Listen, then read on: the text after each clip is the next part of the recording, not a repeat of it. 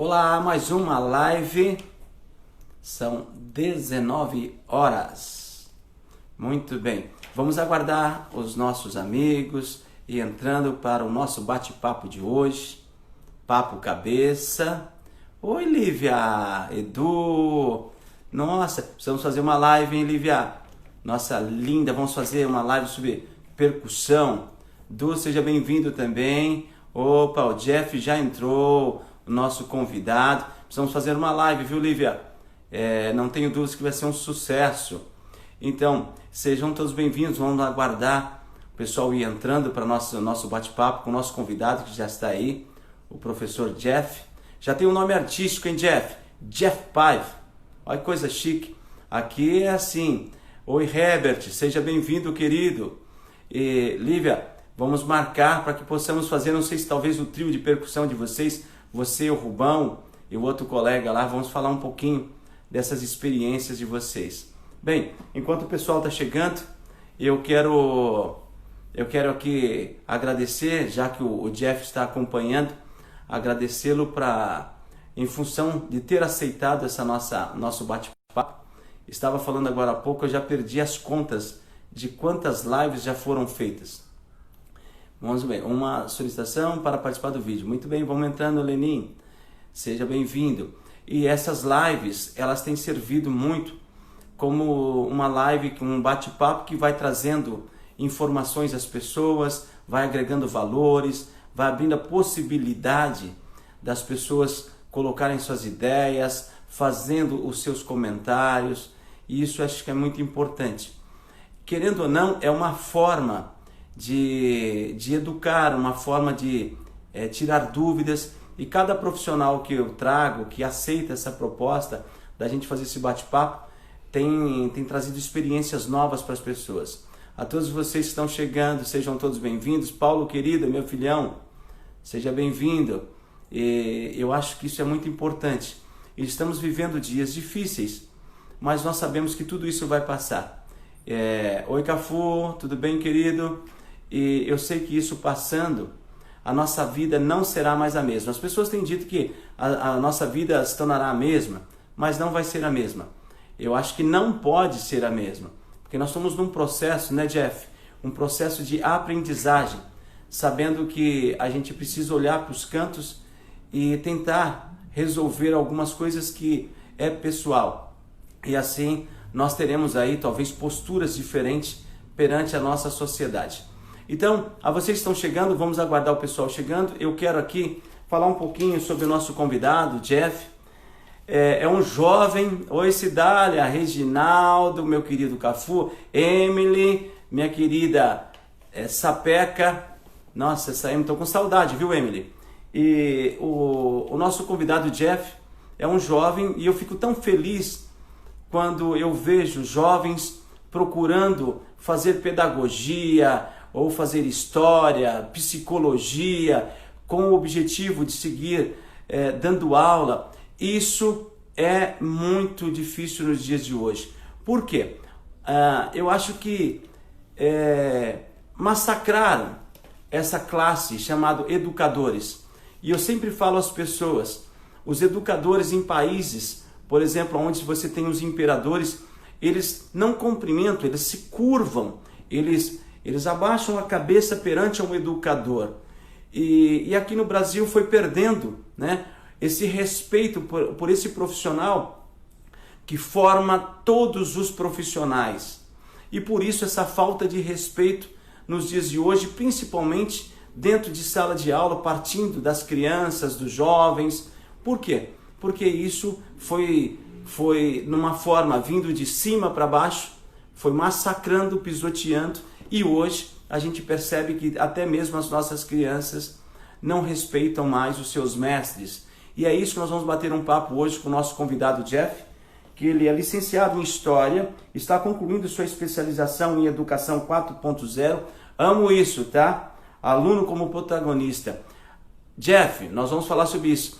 Aqui, em todos os lugares que eu passei como educador, sempre os alunos, para mim, foram os protagonistas.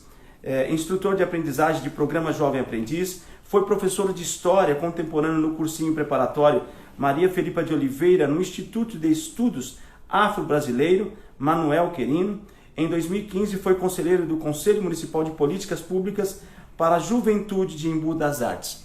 Então veja só a importância do nosso convidado e o quanto ele está engajado, não só na educação, mas tentando envolver os nossos jovens em políticas para que eles possam entender a importância de estar envolvidos, engajados nas políticas públicas do nosso país. Então vamos lá, Silas, Nalvinha, todos sejam bem-vindos, Daniel, Aparê, todos sejam bem-vindos às nossas lives, da nossa live de hoje. Espero que vocês gostem do nosso bate-papo. Vamos convidar então o nosso convidado, Jeff Paiva, para que nós possamos fazer esse bate-papo em educação e direitos. Vamos lá? Vamos lá, Jeff. Professor Jeff. Muito bem. Professor Jeff. Estou ficando ótimo. Aprendendo a mexer, apertar os botões. Então, eu acredito que logo, Jeff. Olá, querido. Você está bem? Estou bem. Tá conseguindo me ouvir bem aí? Estou. Você está me ouvindo e me vendo bem? Bem, muito bem. Boa noite a todos. Boa noite, querido. É um prazer falar contigo. Obrigado por você ter aceito esse nosso bate-papo. O nosso bate-papo de hoje, ele é muito importante. Ele é tão importante que, às vezes, a forma e a importância desse bate-papo e desse assunto se torna até um pouco chato. Porque falar em educação no nosso país hoje, né, Jeff? É algo que nos assusta, né? Nos assusta. Mas, olha, eu fico muito feliz de ver você, um jovem engajado na educação do nosso país, engajado em formar os futuros jovens, em formar, de fato, os jovens que serão, como a gente sempre falou a vida toda, o futuro do país, né? Então, nós, educadores, nós temos esse papel tão importante, o papel de transformar.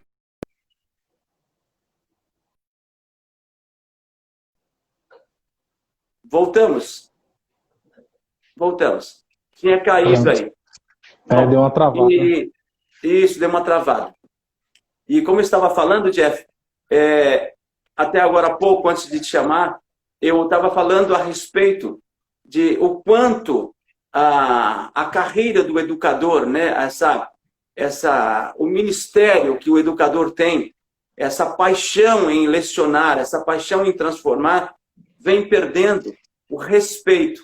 E esse respeito não é em função dos alunos de hoje. Isso é o respeito em função de uma política pública muito mal feita. É estrutural. Então, nós estamos falando aqui de uma educação de 1549, onde chegou aí os camaradas, desde os senhores jesuítas, que vieram para catequizar e questão de querer educar. Até pegando na nossa parte, eu como maestro, não sei se você tem conhecimento, quando esses camaradas chegaram no Brasil e começaram a catequizar os índios, e principalmente na questão musical, eles falavam assim, mas peraí, esses caras são musicais. É claro que eles eram musicais. Por quê? Porque eles já tinham os rituais deles, eles já tinham a cultura deles, eles já tinham o processo de educação, de transferência de conhecimento, né, de pai para filho.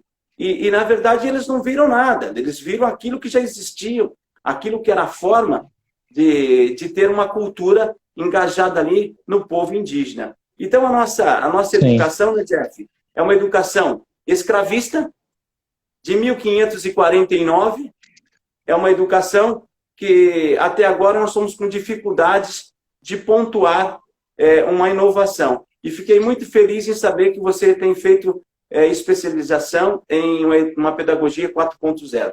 Então, a você, a palavra é tua. Seja bem-vindo, Jeff, e muito obrigado mais uma vez por ter aceito. E fico feliz em tê-lo aqui na nossa live. Eu que agradeço, maestro, é uma honra. Boa noite a todos aí. Já viu o Edu aí. Kaique, ex-aluno. Abraço, Kaique. Endosso tudo que você falou aí já. Acho que você falou com muita expertise sobre todos esses temas. E realmente, como diria Darcy Ribeiro, né, o problema da educação do Brasil não é um acidente, é um projeto. Né? Então, realmente são problemas estruturais que a gente tem. Você falou de 1500, até hoje nossas maiores tecnologias nas escolas públicas são a lousa, né? Que é uma ferramenta do período medieval ainda, então todas as áreas elas caminham, elas vão junto com a tecnologia, e parece que a educação ela continua se arrastando a passos muito lentos, e realmente é um cenário que a gente precisa mudar. O desgaste com os professores é realmente um projeto, e é um projeto triste, né, mas que pode ser mudado, que tem caminhos para isso, com certeza, e a juventude, eu acredito que é um grande motor também de mudanças sociais, então é muito importante que a gente estabeleça esse diálogo com a juventude, assim como a sociedade como um todo, né? Isso é muito legal. E quando você coloca que é um erro do projeto, eu acho que eu vejo para o futuro, talvez eu não esteja mais aqui, você é mais jovem do que eu, mas eu acredito nessa nação que será a potência do mundo. Eu acredito ainda mais, porque é uma nação que ela tem N qualidades. E como você foi feliz na tua fala, e a gente sabe muito bem disso, que é uma questão de estrutura. Eu vou te dar um exemplo na questão de estrutura, e eu fiquei muito incomodado por um tempo, e hoje, logo pela manhã, eu estava vivendo isso novamente com a minha filha. A minha filha, ela tinha 8 anos de idade, agora está com 10 anos, e dentro desse processo que a gente vive, que é um processo ainda educacional, tradicional, como eu falei, do período renascentista, de uma forma que nós estamos falando de uma educação de 1549, ela tinha que entender a diferença entre, eu já falei isso numa live aqui, entre imigrante, emigrante e migrante. E eu tentava explicar para ela que aquele de imigrante, que é do interno, aquele que chega para dentro, o emigrante é o externo, é o que vai embora, os nossos co-irmãos que vão embora, e os nossos imigrantes, os nossos co-irmãos que chegam. E o migrante é aquele que transita por dentro do país. Jeff, uma criança de 8 anos, ela fica coçando a cabeça. O que nós queremos chegar com isso? Aonde nós vamos chegar com isso? E aí, quando uma criança ela me fala, nossa, ir para a escola é tão chato, isso me machuca de tal tamanho, me machuca de tal tamanho, porque a escola, que é um direito dela, se tornou chata. E os nossos co-irmãos educadores passam um perrengue imenso dentro da sala de aula. Por quê? Porque ainda está buscando formatos de como mudar. Só que eles sabem, muitas vezes, como fazer isso. Só que o sistema educacional implantado de uma forma nacional engessa de tal tamanho que o educador não pode andar. Você concorda com isso? Com certeza, concordo. E a gente sente hoje na... Travou um pouquinho a nossa live. Travou um pouco aí? Travou, voltou. Só retomando. Voltou. Eu acho que a gente sente hoje na pele isso com a pandemia, né? Porque as escolas não estavam preparadas para isso. Nem um pouco preparadas, na verdade, né? Mas nem um pouco. Aí o que a gente teve? A gente teve professores correndo sozinhos para buscar ferramentas, buscar saídas, muitos foram para o Google Classroom, né? O Estado de São Paulo ainda fez um canal lá para os alunos assistirem às aulas, mas tudo muito atropelado, de uma forma muito desorganizada, quando poderia ter sido feito de uma outra forma. Existem alternativas e essa implantação, na verdade, tinha que ter vindo muito antes. Você oferecer formação para os professores que já estão na rede, em tecnologia, em gamificação, né, que é a área que eu estou estudando, com educação 4.0, é essencial. O aluno, o primeiro desafio que você tem com o aluno é engajar ele, é fazer com que ele sinta prazer naquilo, como você bem colocou. Uma criança falar que é chato ir para a escola, isso é muito preocupante, muito preocupante. Na minha visão, é mais preocupante do que ela tirar um 0 na prova. Mais preocupante do que isso. Essa semana, a minha sobrinha falou, teve a mesma fala, né? Ela falou, nossa, mas você dá aula com jogo? Porque tinha uma atividade, ela falou, mas como que você dá aula com jogo? Né? Porque na visão dela, a aula tem que ser uma coisa chata, maçante, quando não precisa ser, né? A gente tem outros caminhos e com certeza isso parte de um entendimento de como que a política funciona, né? De como que funcionam as nossas leis, de como funcionam os nossos deveres, os nossos direitos, a gente não conhece o básico. Você falou de emigração, imigração, a gente não conhece a nossa Constituição, que é aquilo que rege o nosso país, né? Então, é crucial que a gente faça esse debate e essa integração entre educação, tecnologia e direitos, política. Então, um exemplo, eu tenho um amigo amado aí por nós, o Jamaica, sapateiro. Eu jamais poderia chamar o Jamaica para ser um secretário de educação, né? Porque a expertise dele é um outro lugar. E você percebe muitas vezes, por questões diversas e politicamente falando, que acabam colocando personagens para assumir cargos tão importantes que precisam de expertise de pessoas que tenham habilidade e propriedade no que está sendo feito, no que está sendo falado. Jeff, nós como educadores, a gente fica viajando, porque a gente sabe que o nosso papel é o papel de transformação. E aí, por exemplo, eu vou dar um outro exemplo para você. Ter os meus filhos, eles estudam numa escola particular porque na verdade, eles são bolsistas em função daquilo que eu faço na empresa que é mantenedora, certo? Muito Sim. bem. Então, eles estão fazendo aula online. 7 horas eles estão na aula online. E eu pego os meus sobrinhos que já estão há 6 meses com dificuldade de fazer aula. Essa meritocracia que existe, ô palavra chata, né? E essa desigualdade, os países de primeiro mundo, eles se tornaram primeiro mundo porque eles entenderam isso em termos de educação. Quando você pega Finlândia, Canadá, Japão, e especificamente Canadá. Olha que coisa linda, eu acho que você já fez algum tipo de leitura em artigos.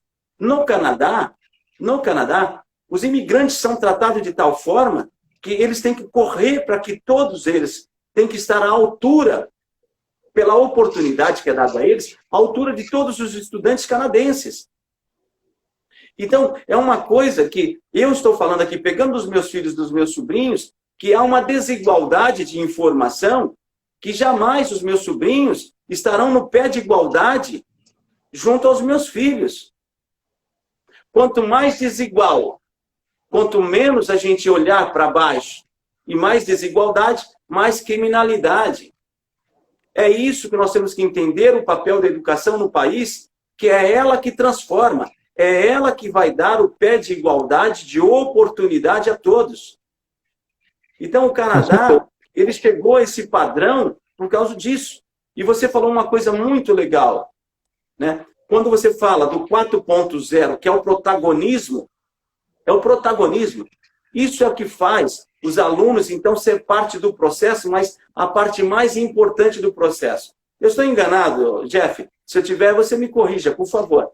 De maneira alguma. Concordo plenamente, né? Hoje, o engajamento é o maior desafio que a gente tem, é engajar os alunos, né? Fazer com que eles tenham realmente vontade de aprender, né? Desafiar os alunos, né? E quando você tem um ensino, como você bem colocou, que é um ensino que vem de cima para baixo, isso já não cabe no mundo que a gente tem, né? E olha que há muito tempo atrás, tem um pensador da educação, que você deve conhecer, o John Dewey, ele já dizia, né? Se ensinarmos os alunos de hoje, como ensinamos os de ontem, Deu uma travadinha. Então a gente tem os alunos para o amanhã. Voltou? Eu estava falando de uma frase do John Dewey, né? Que ele diz o seguinte: se ensinarmos os alunos de hoje como ensinamos os de ontem, roubamos deles o amanhã. Então a gente sempre tem que pensar a educação do hoje para frente. Sim. Apesar de ser professor de história, pode até parecer uma certa ironia, né? Mas a gente pensa a história também, levando em conta o passado, mas o que ela influencia hoje e o que ela pode influenciar amanhã. O que eu posso olhar para o passado e aprender com esse passado, né? Sim. E poder executar nesse presente para que eu tenha um futuro melhor, para que eu tenha uma sociedade melhor. E realmente a educação, como você bem colocou, é uma base sustentadora e é uma base também motivadora, que vai impulsionar muitos movimentos. Quantas coisas já não nasceram por conta da educação? Quantas coisas, né? Quantos movimentos nasceram dentro da educação? Enfim, você pode pegar depoimentos de muitas pessoas, né, que acabaram realmente traçando um projeto de vida por conta de coisas que teve na educação. seja na educação básica, seja na educação superior. A educação é uma parte muito importante da vida de todos.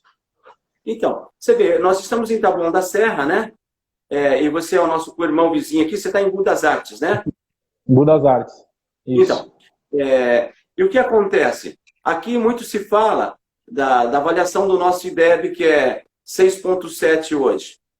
Gente, é evidente que tudo isso foi tirado na unha pelos educadores do nosso município. Porque a estrutura, ela não existe. Então, os nossos educadores é que tomam esse papel, chamam para si porque eles estão em sala de aula. Agora, o mais engraçado de tudo isso é entender o seguinte, o nosso IDEB é avaliado em cima do quê? De 0 a 10? E faça uma análise e uma avaliação com essas crianças para que você possa, então, de fato, entender o que eles estão fazendo. Por exemplo, nós temos lá nos países de primeiro mundo, que é chamado o Clube dos Ricos, que acho que é o, eu vou lembrar assim, acho que é o OCDE, é a organização, OCDE, né? Organização Corporativa de Desenvolvimento Econômico. Esses caras analisam e fazem a avaliação dos países de primeiro mundo em educação. É alto padrão. Agora, o mais interessante disso tudo, Jeff, é que, olha só onde eu quero chegar com isso. Eles não têm um sistema único de educação. Eles têm um sistema de educação dando autonomia, por exemplo, um exemplo aqui, dando autonomia aos estados para que eles possam, pela realidade daquele lugar, pela realidade daquele povo, pela cultura daquele povo, fazer a educação acontecer como aluno protagonista, só que de uma forma integrada. Sim. Então, eu não posso falar na mesma educação aqui de Taboão com um menino que está no Piauí, que muitas vezes ele não tem nem a certidão de nascimento. E aí? Realmente, a educação ela tem que ser cada vez mais personalizada, né?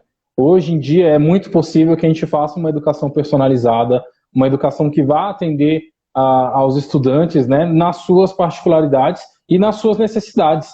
Cara, eu fiz uma tarefa uma vez na faculdade que me marcou muito, né? Teve um professor que um dos primeiros projetos que ele passou para a gente foi a história do campus.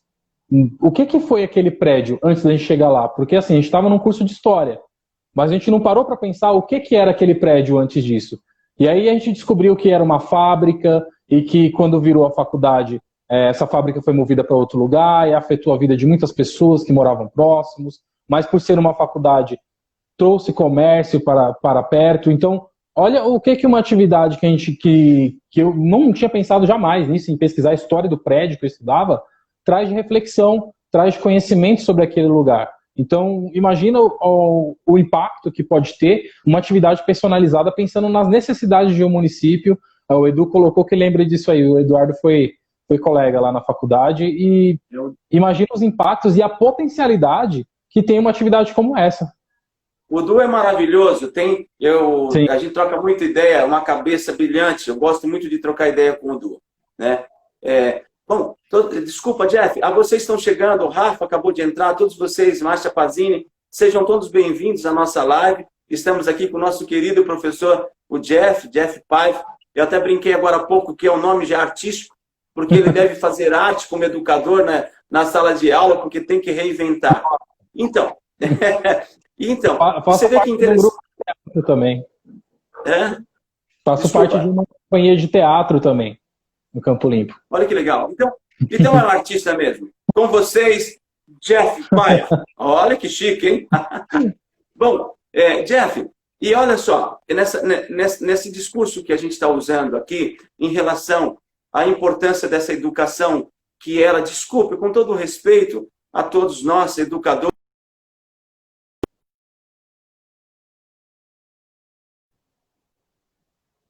esperar. Oi, voltou, Jeff?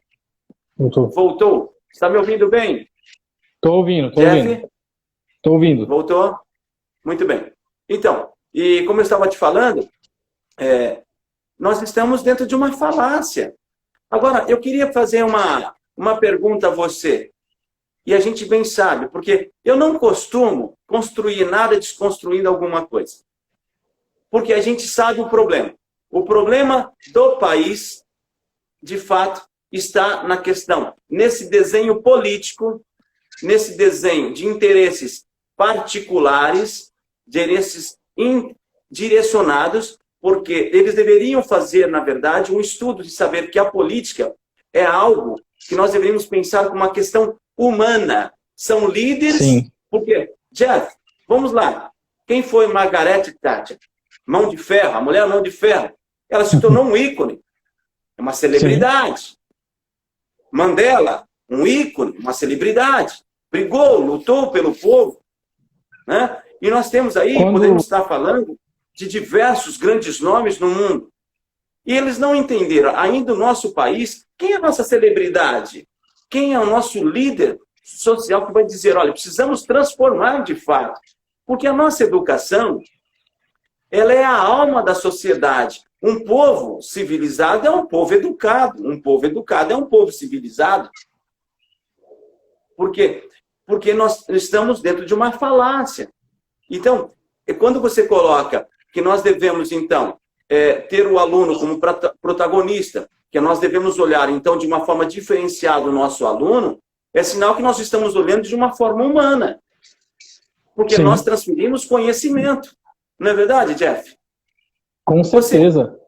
Você acha que nós estamos no caminho de mudanças? Você vê isso com a tecnologia? Porque eu vejo agora que todo mundo está falando que a forma digital será um novo momento. Eu posso dizer para você, querida, eu acho que eu vou comprar uma marreta de 5 quilos na segunda-feira e vou arrebentar o computador de casa, que eu não aguento mais de ver os meus filhos desesperados. Por quê? Nós estamos falando de 5G no Brasil e esse 5G para nós é meio G para os Estados Unidos, porque não funciona o nosso Gs. Então eu estou desesperado. Você concorda? Você concorda que essa plataforma veio para ficar?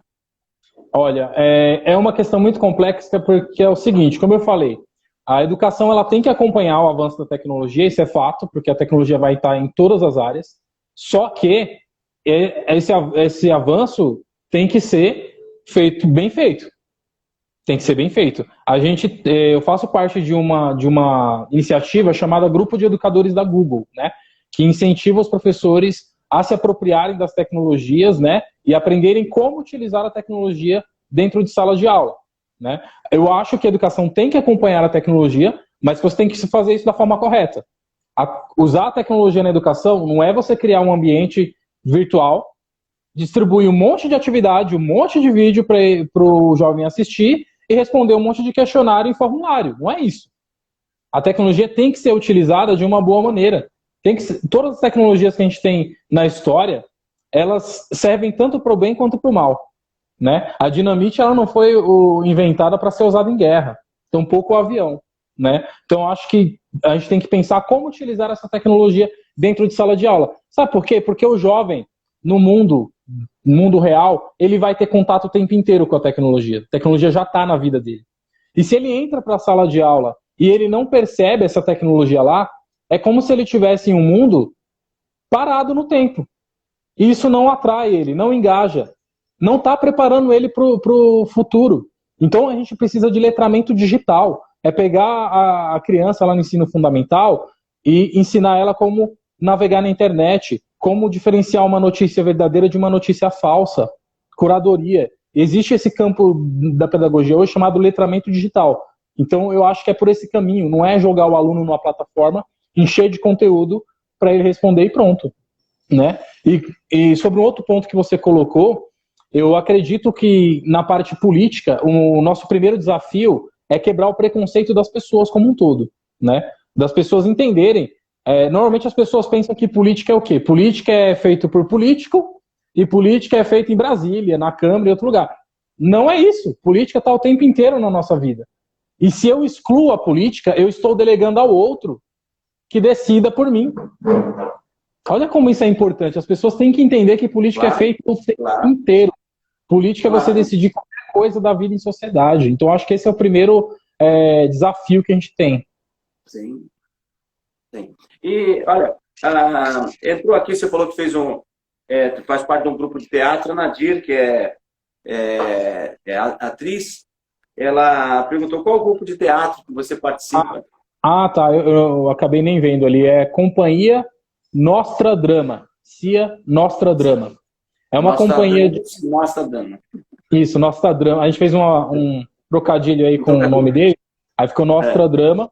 A gente fez só uma peça por enquanto, é uma iniciativa que de um coletivo chamado Alquimia, né? CIA Alquimia, que promove oficinas de teatro gratuitas, né? Ali na região do Campo Limpo, e aí que culminou na formação desse grupo. Legal, legal. E quando você coloca, então, essa importância do entendimento da população, da sociedade brasileira, entender que a política faz parte da vida dela, você vê que vira uma miscelânea de coisas, porque nós estamos falando da educação. Então, nós estamos falando de uma falta de uma educação política. Nós estamos falando de uma falta de uma educação, por exemplo, quando se trata da educação, uma falta de uma educação voltada, de fato, para o entendimento da importância da educação, de formação, desde a formação básica ao nível superior, da titulação mestrado, doutorado e pós-doutorado, da educação entender isso. Porque só para você entender essa miscelância, às vezes eu estou em sala aqui dando aula com os meninos, eles falam, mas o que eu faço depois que eu termino? Então você tem que explicar o que é uma vida acadêmica para ele. Você terminou a graduação, você terminou o ensino médio, agora nós vamos para a faculdade. Terminou a faculdade, você pode fazer uma pós, você pode fazer depois uma titulação com um mestrado, um doutorado, um pós-doc. Então, olha como hoje os nossos jovens, Jeff, eles estão hiper perdidos.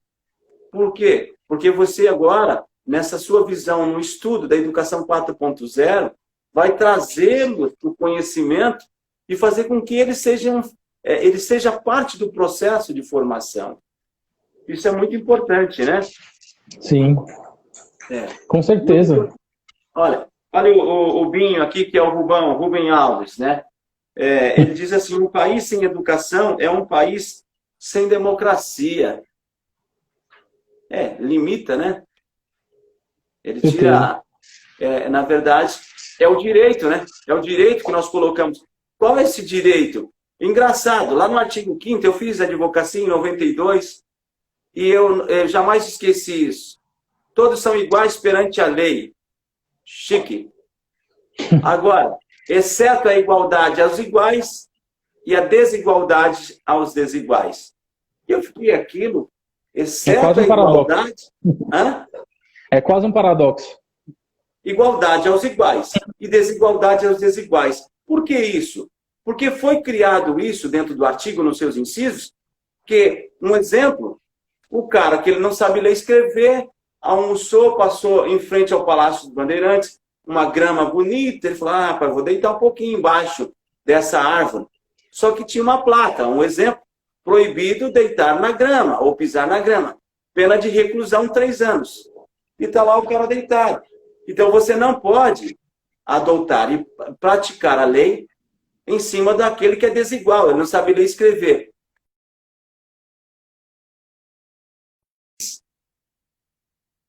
Travou. Porque é um país de...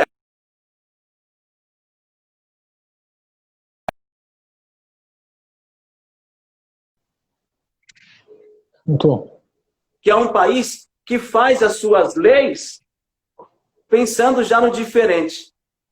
Por quê? Não tem a capacidade que diferente seja igual. Falta de oportunidade. Então eu tenho que fazer a lei diferente para os diferentes. Sim.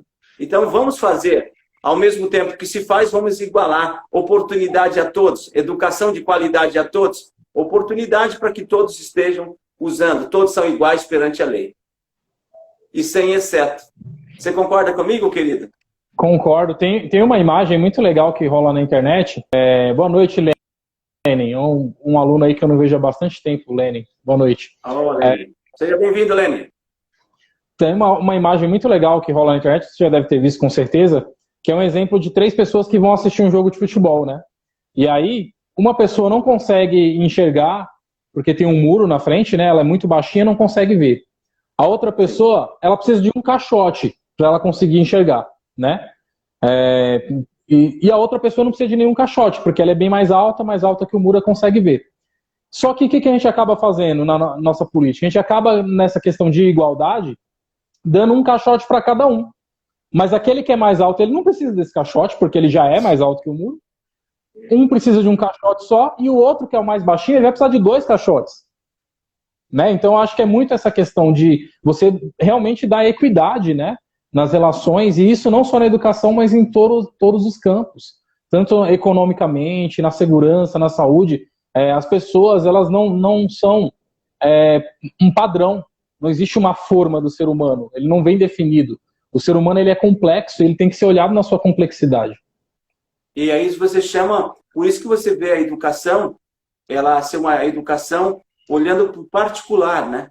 E não fazendo um sistema que seja para todos. Porque o engraçado é que eu sempre falo isso quando eu dou aula para os alunos, vamos dizer para um instrumentista, se eu adoto um tipo de exercício para um trompetista, eu poder passar isso para todos, é o mesmo que eu falar que um remédio, vou dar um exemplo aqui, uma Neuvalgina, se eu aplicar para uns, tem gente que tem alergia, dá dipirona para todo mundo, tem gente que tem alergia de dipirona. Então, você precisa analisar a cada um que você tem em suas mãos e fazer esse processo, de fato, de construção, sendo ele, volta a dizer, dentro de uma educação moderna, como protagonista da história. Aí sim, nós vamos ter o aluno dizendo, a minha escola tem teatro, na minha escola tem música, na minha escola tem esporte. Ele se apodera da escola e a escola passa a ser parte dele, coisa que não existe, né? Ele se torna um agente, né? Um agente de mudança, um agente de construção da escola, e não só um número, né? Porque muitas vezes ele é um número na chamada, responde o número na chamada e é isso. Então, eu acho que mais até do que a gente pensar em ser uma forma correta de fazer educação, é uma forma correta de você olhar o ser humano, de você respeitar o outro, nas suas particularidades, nas suas individualidades, né? É o mínimo, eu respeitar o outro, né?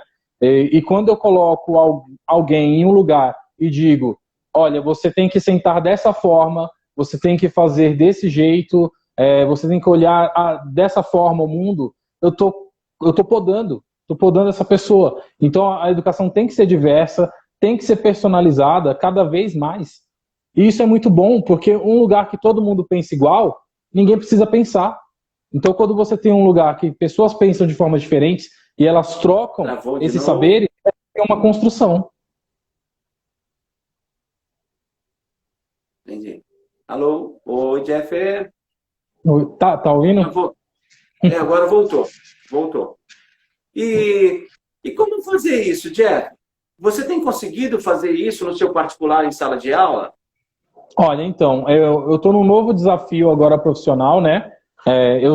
Eu venho estudando Educação 4.0 há cerca de 1 ano já, e hoje eu tenho tentado fomentar essas ações, né? Fomentar essas ações entre os colegas. Jeff, desculpa, porque nem todos que estão nos acompanhando são educadores.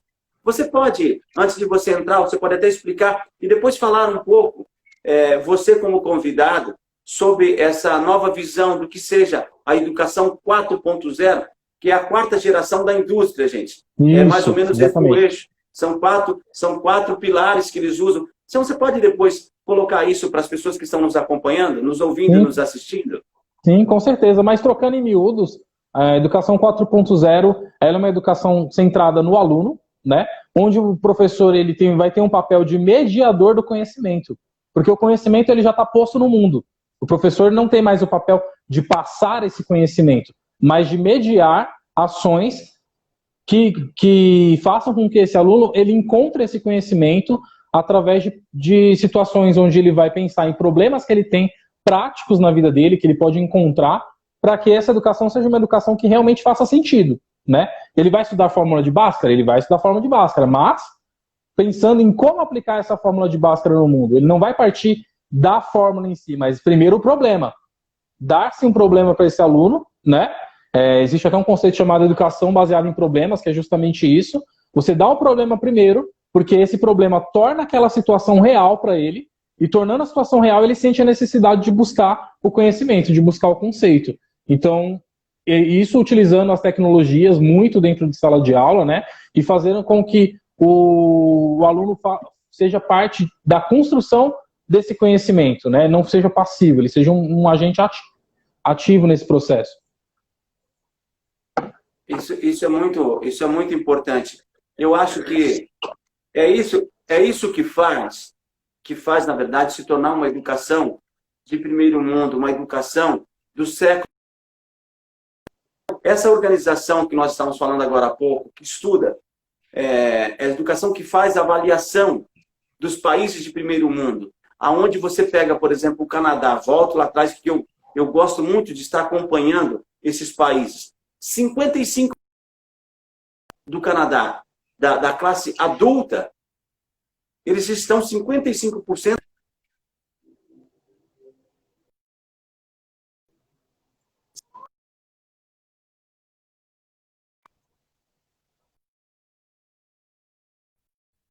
Caiu, pessoal.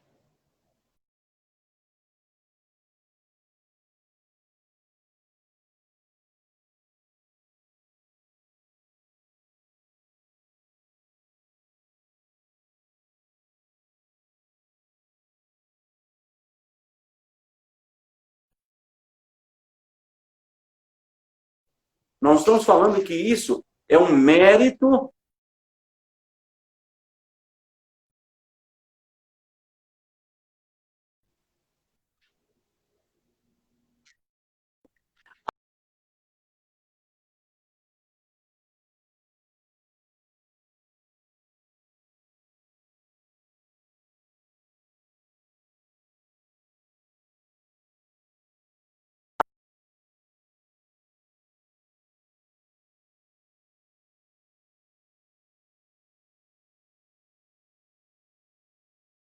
Eu vou mudar aqui, gente, um minutinho. Eu não sei. Vamos ver, talvez, na outra plataforma que se seja o meu ou o dele, mas ele está sentindo dificuldade aqui um minutinho só, espera um pouquinho. Eu coloco aqui.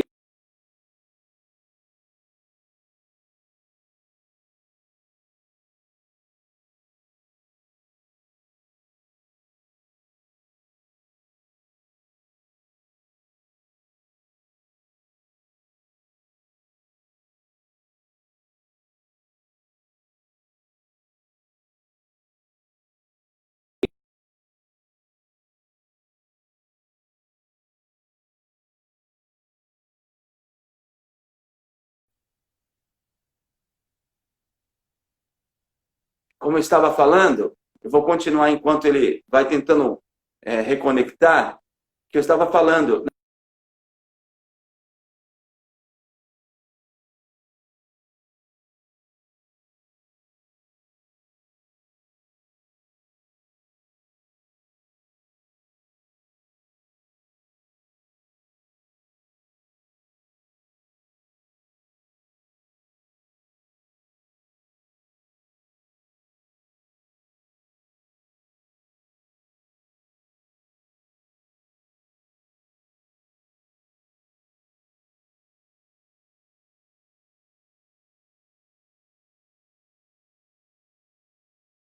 Destruída após o falecimento dos pais, em função das discussões, de patrimônio.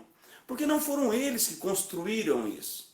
Quando nós, pais, deixamos o investimento em educação e mostramos o caminho aos filhos, que eles devem, por si só, buscar e conquistar o mundo, é uma outra forma.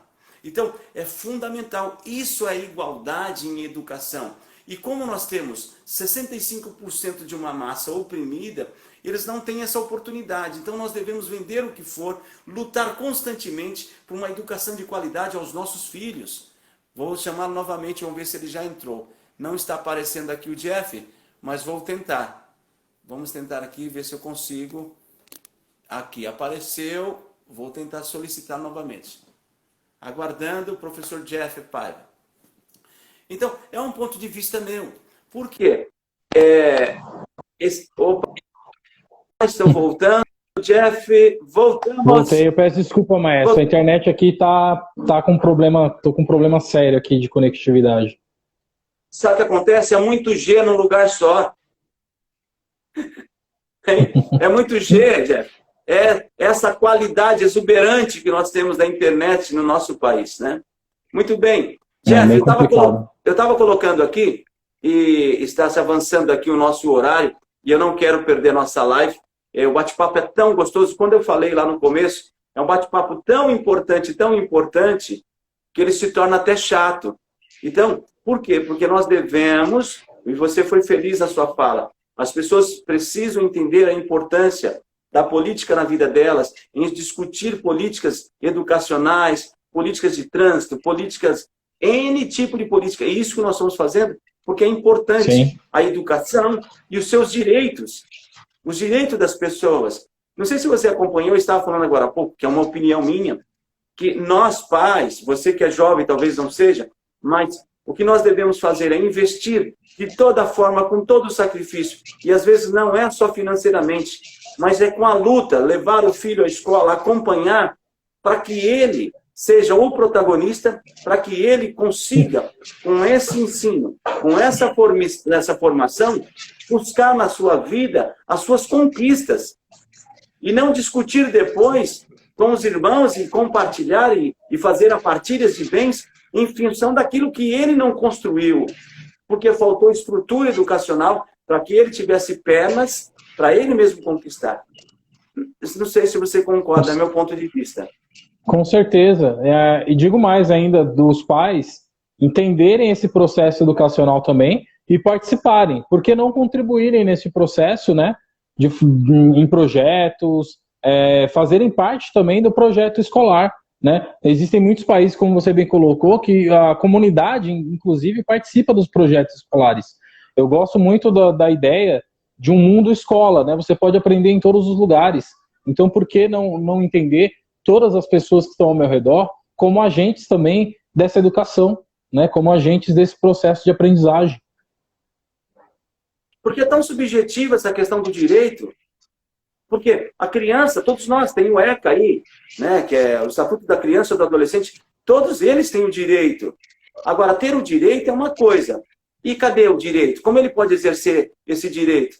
Aonde está isso? Então não fiquem esperando o poder público fazer isso para os vossos filhos, para os vossos sobrinhos, para os vossos netos. Nós devemos estar com eles dia a dia, incansavelmente entendendo.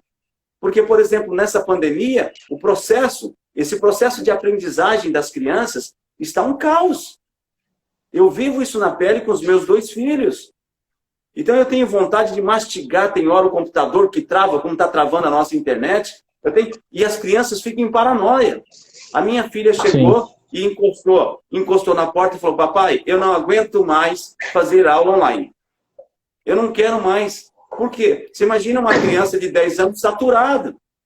Então, nós temos que dar o suporte. E volto a dizer, gente, não é o dinheiro.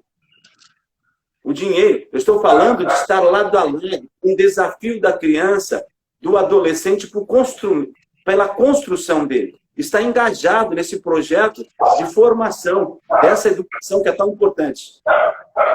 Você concorda com isso, Jeff? Como você mesmo colocou, como que nós devemos fazer? Estar lado a lado, não é isso? Sim, concordo, com certeza. Temos que acompanhar a educação de perto. Os pais não podem estar alienados do processo de aprendizagem, né? Até porque, imagina o quanto que é triste um aluno, né, um filho, expor para o pai o que acontece na escola, e eu já vi isso acontecer muitas vezes, e o pai não querer saber, não se interessar pelo que acontece na escola. Mas aquele é um passo importante, né? E aí depois, muitas vezes, muitos pais, né, muitas pessoas acabam enxergando a escola como um lugar onde o filho fica um tempo, só por ficar fora de casa. E não é assim, né? Existe um processo acontecendo ali. A escola, ela influencia muito na visão dos alunos, os colegas deles influenciam muito, né? É um espaço de convivência, qualquer espaço de convivência vai influenciar bastante. Então, eu acho que tem que acompanhar, sim, cada vez mais e se tornar parte desse processo junto, né? Construir junto essa educação, esse processo de aprendizagem.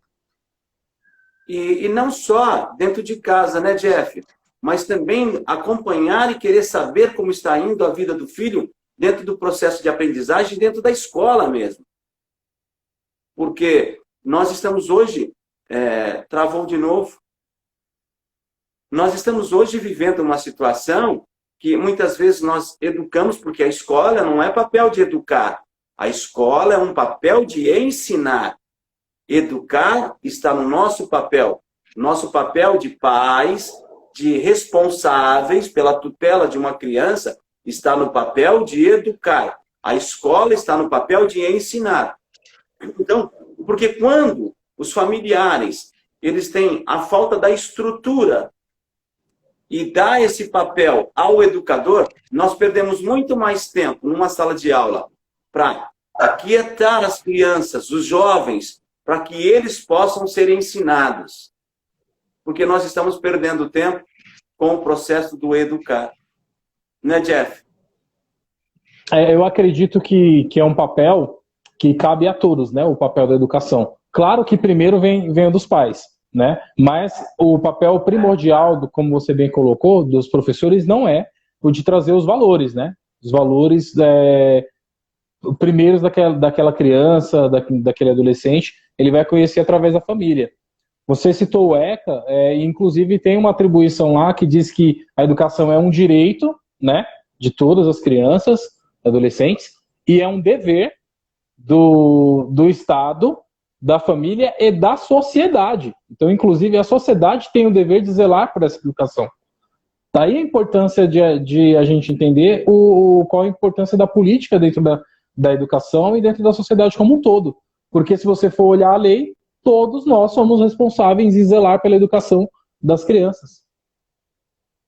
E Jeff, eu estava falando hoje, numa fila de um banco, que eu perdi um tempo, porque tudo é fila agora, eu tinha que resolver, eu tinha que fazer isso e assinar, estava conversando com uma senhora, e eu estava explicando para ela, e ela não concordava comigo, que quando nós não se preocupamos, nós não temos a preocupação de dizer, olha, tem uma família precisando de cesta básica, tem uma família disso. Ela entendia e falou, não, eles precisam trabalhar. Eu entendo, mas a desigualdade, ela deve ser assistida, porque as pessoas que precisam de ajuda é como se ela tivesse num poço e precisa ser levantado.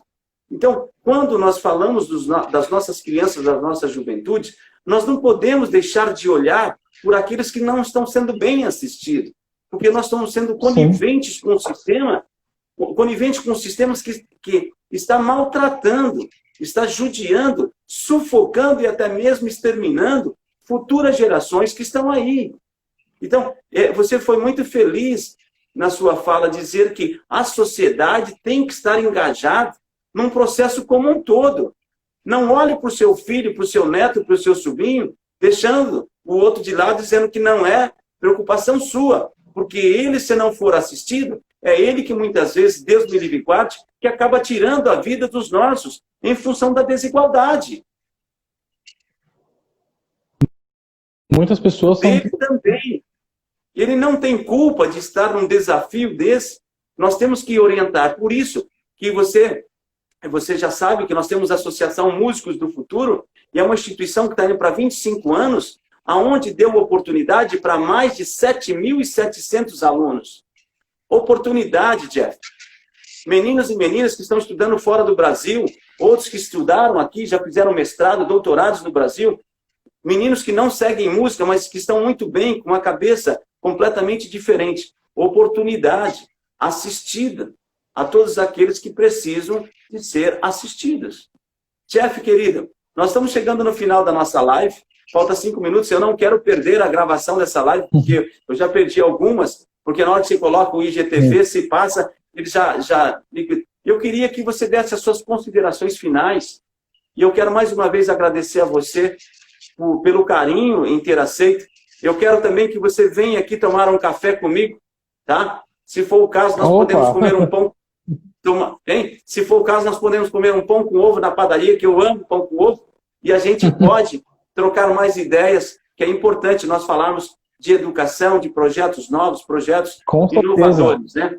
Então, as suas considerações finais, que Deus abençoe a tua vida, abençoe a vida de cada um de vocês que nos acompanharam nessa live, que tenhamos aí um final de semana maravilhoso. E, Jeff, só para fechar aqui o meu assunto e para você fazer suas considerações, domingo agora, gente, a 12ª feijoada aqui no Músicos do Futuro, Drive-thru. Nunca vi isso, feijoada drive-thru. Mas faz parte do século XXI, nessa loucura que estamos vivendo. Dá um meio-dia, às 16 horas, estaremos vendendo feijoadas, já por encomendas, e vamos entregando, os carros vão levando e a gente vai vivendo a vida. Meu querido, obrigado. A palavra é tua, as suas considerações finais. Feijoada 4.0, hein? Muito obrigado mesmo, viu, maestro? Agradecer o Du aí também por ter feito essa ponte aí, essa conexão. Lindo, o Du é maravilhoso. Muita saudade. E aí agradecer a todos que acompanharam aí, e que esse debate ele precisa estar cada vez mais em todos os espaços. Tem que estar no Instagram, tem que estar no Facebook, YouTube, na rua, na escola, onde couber espaço para esse tipo de debate. Ele é importante. E aí o meu recado é só aquela frase do John Dewey que eu uso muito como guia para mim. Se ensinarmos os alunos de hoje como ensinamos os de ontem, roubamos deles o amanhã. Então é pensar muito nessa frase e pensar no respeito ao outro, e de qual é o meu melhor, qual o melhor que eu posso oferecer para o outro na educação. Então é sempre isso. Eu acho que você oferecer o seu melhor é você respeitar o outro como ser humano. Então, muito obrigado pelo espaço aí. Só uma horinha, né, que a gente teve, mas como você bem falou, a gente teremos outros momentos para debater e construir juntos. Muito obrigado mesmo e um abraço, pessoal. Amém. Amém. Obrigado, querido. Um lindo final de semana a você. A todos vocês, fiquem na paz. Um lindo final de semana. Valeu, Jeff. Valeu. Tamo junto.